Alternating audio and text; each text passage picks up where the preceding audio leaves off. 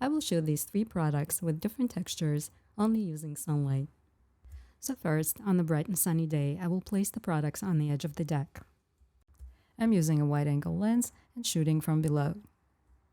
Because later, in Photoshop, I will be creating a composite, I need soft light and I need shadows. For a light modifier, I'm using Karl Taylor's light cone in size medium. With the plastic mirror, I'm reflecting the light back onto the subjects. And with the other side of the mirror, I'm blocking the light and creating shadows.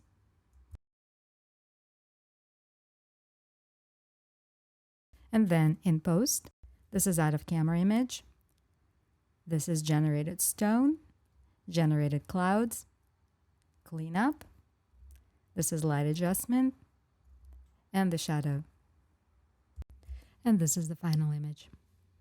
If you want to learn more about product retouching and image manipulation, check out my product retouching course at productretouchingcourse.com.